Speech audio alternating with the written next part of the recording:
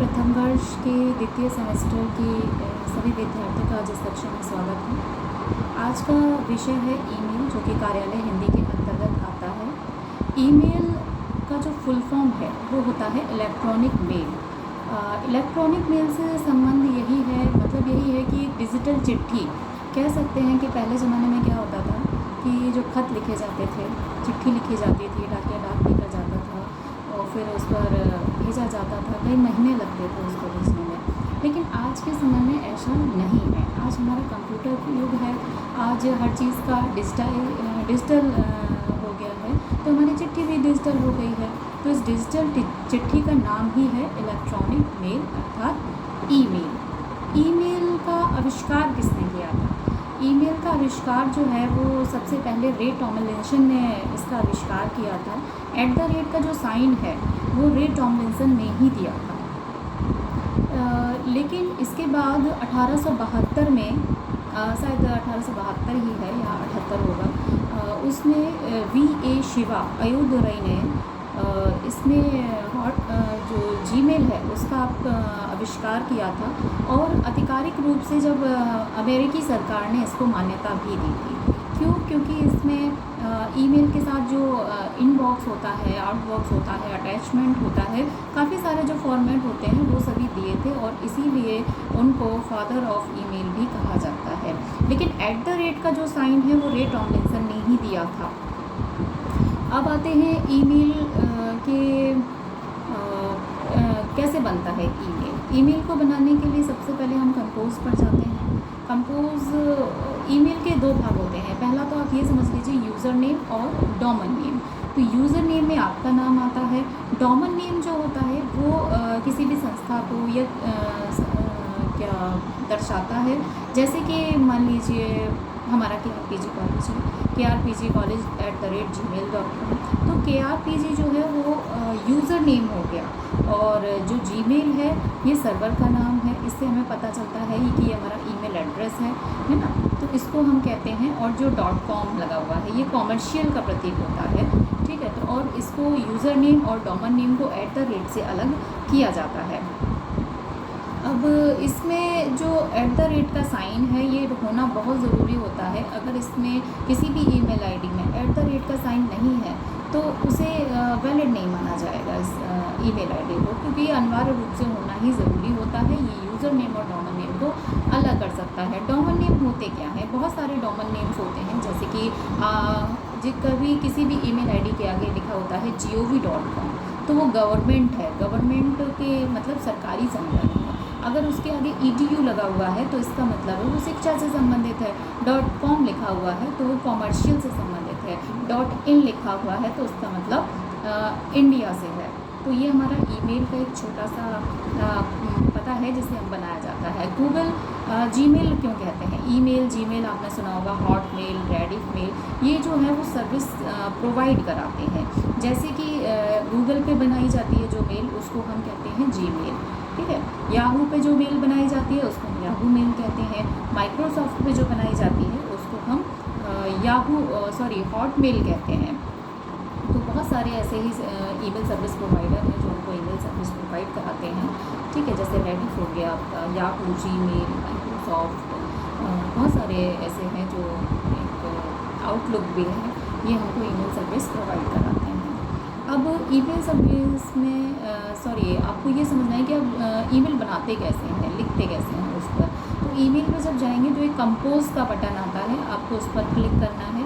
जैसे ही आप उस पर क्लिक करेंगे तो आपका एक फॉर्मेट खुलकर आ जाएगा, ईमेल बॉडी खुलकर आ जाएगी। उसमें लिखा होगा सबसे पहले टू लिखा होगा, फ्रॉम लिखा होगा, CC लिखा होगा, BCC लिखा होगा, सब्जेक्ट लिखा होगा और उसके बाद आपको अपना जो भी उसमें अटैचमेंट करना है, फाइल भेजनी है, ये सब आपको लिखना होता है या कोई आपको मैसेज देना है, ठीक है।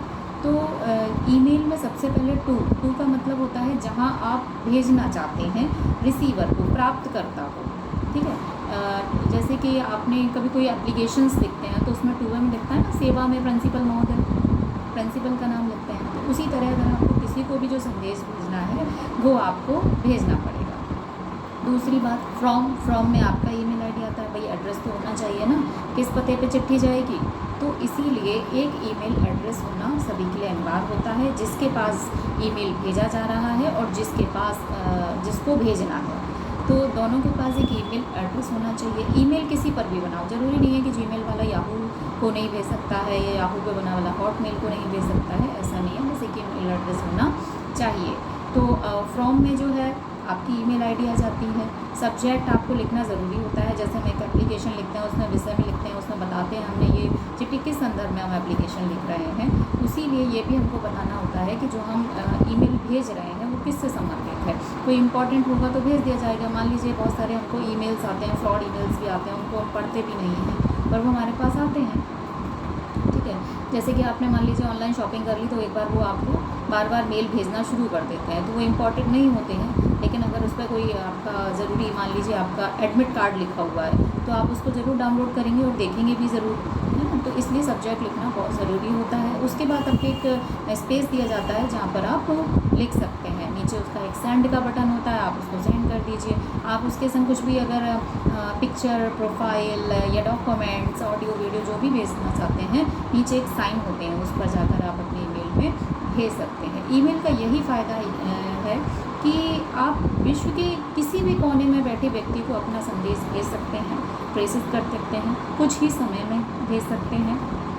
दूसरी बात ये है कि बहुत ही कम समय में हमारा संदेश पहुंच जाता है, ज़्यादा समय नहीं लगता है, कम खर्चीली होती है, बस एक इंटरनेट होना चाहिए, है ना। बस इंटरनेट हो और ईमेल एड्रेस हो।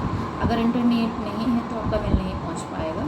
तो सबसे दूसरी बात यह है कि जैसा हम संदेश भेजते हैं वैसे ही सामने वाले को प्राप्त होता है ईमेल। तो इसके लाभ यही है कि विश्वसनीय होती है, जैसा हम भेज रहे हैं ये वैसी ही सामने वाले को प्राप्त होती है, त्रुटि की संभावना भी कम होती है। दूसरी बात, कम समय लगता है इसे भेजने में, बहुत जल्दी दूसरे को प्राप्त हो जाती है। तो ये इसके लाभ भी हैं, है ना। और सबसे बड़ी बात यही है कि इसके संग हम फ़ोटो भेज सकते हैं, डॉक्यूमेंट भेज सकते हैं और ऑडियो वीडियो भी हम भेज सकते हैं। तो इसके लाभ यही है। हानि में इसका ये है कि अगर जब आदान प्रदान होता है, मेल आ जाता है कंप्यूटर, लैपटॉप आपके, तो उसमें वायरस की संक्रमित होने की संभावना अधिक रहती है। तो ईमेल आज आपका पूरा हो गया है ये विषय।